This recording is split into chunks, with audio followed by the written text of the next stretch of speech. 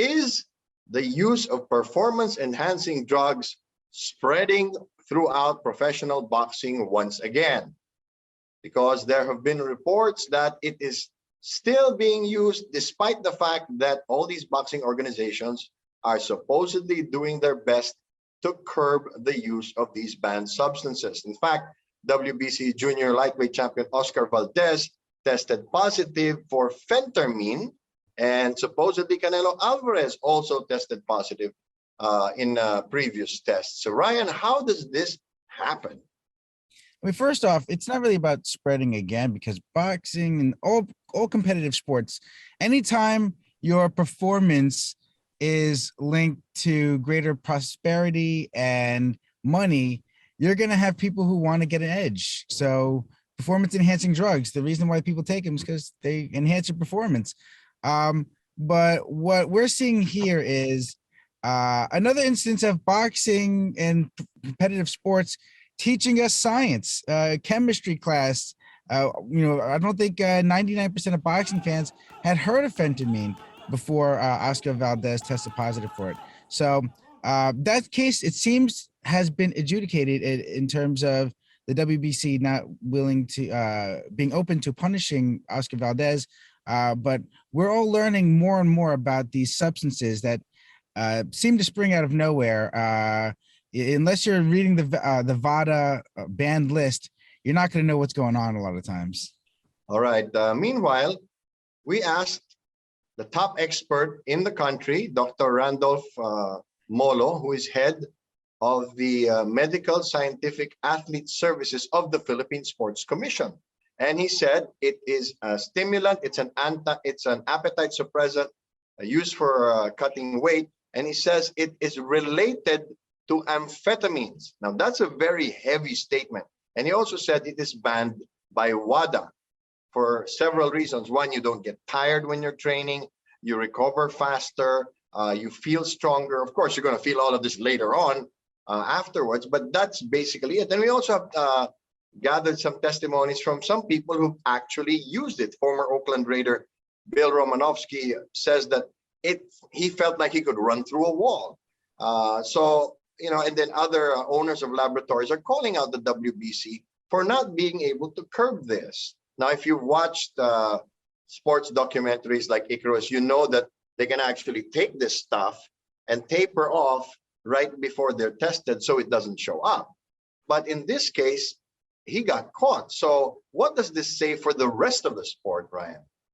What it says about the rest of the sport is that there is a strong double standard that the WBC is employing here. Now, they have said that this is not a pushing drug.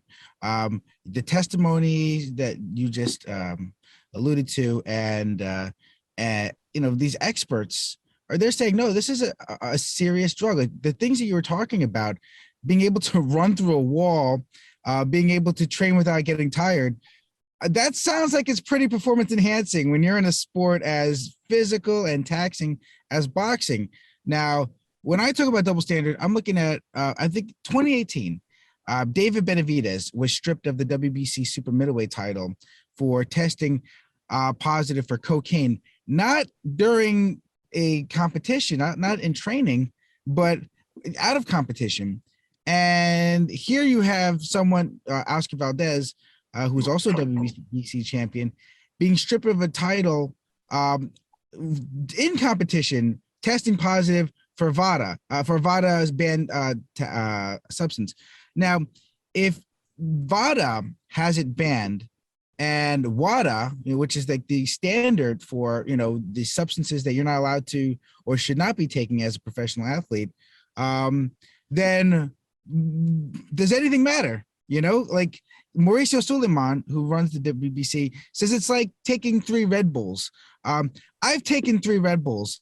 All I've gotten was jittery. I've never been able to run through a wall or train. I wouldn't be able to train. I'd have a nervous breakdown. Yeah. So when Suleiman's saying that, he's undermining the credibility of these drug testing programs. Why even have them?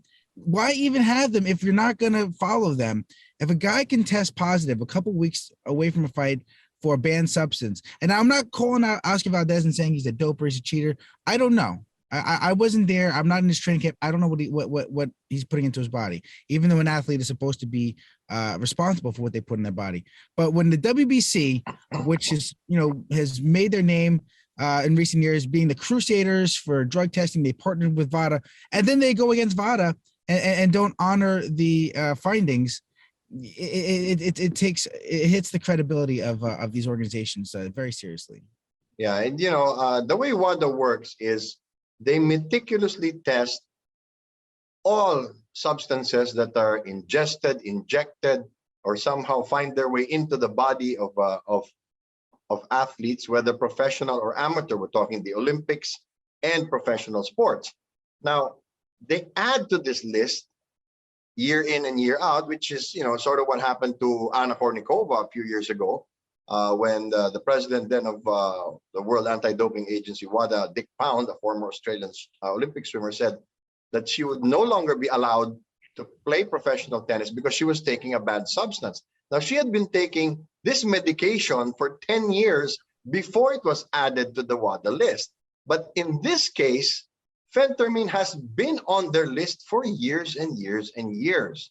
And, this is not like the case of Juan Manuel Marquez in that fight where he knocked out Manny Pacquiao, when he was actually taking an African herb that had not been tested, courtesy of familiar name, Memo Heredia. And, they're saying that's one reason why he doesn't want to fight Pacquiao anymore, because that substance will probably show up in tests already. So in this case, this is something that is known to strengthen the athlete unfairly, unjustly, and it gives the advantage, which is, again, why they're not allowed in the first place. And it's really disheartening. And after, the WBA went through the ringer with all these weight classes, and they're being forced to shape up or ship out of the United States. Now it's the WBC. I mean, what's next?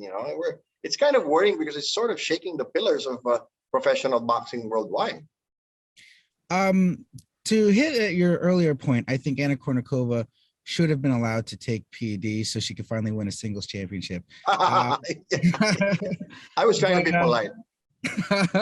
But yes, I agree. I agree that we are. Boxing is a business before it's a sport, and it's unfortunate that, like, I'm not saying that that's what happened in this case, but for certain people, for certain stars, the rules seem to change. And I think that Suleiman is realizing that, okay, people don't know about this drug. It can be whatever we say it is, right? Victor Conti, who is one of the top experts on doping in sports, both for his, and a mean bass player. But he knows more about this stuff than anyone. He said, no, this is a very serious drug, and this is not something that people should be using. Athletes, of course, whenever things like this happen, people are going to say, well, it's it was accidentally ingested, like in the case of Canelo Alvarez. He claimed it was in the beef that he was eating that there was a banned stimulant, a banned PED. And we're going to hear that a lot from athletes, but at the end of the day, an athlete is responsible for what they put in their body. Their body is their money. That's where they make their money. So they have to be they're probably better in tune with their bodies than us. I eat at White Castle a lot. I could be eating Phentermine or whatever. I don't know what's in those burgers. So I would have more of an excuse than an athlete would, whose body is supposed to be running like a fine-tuned machine.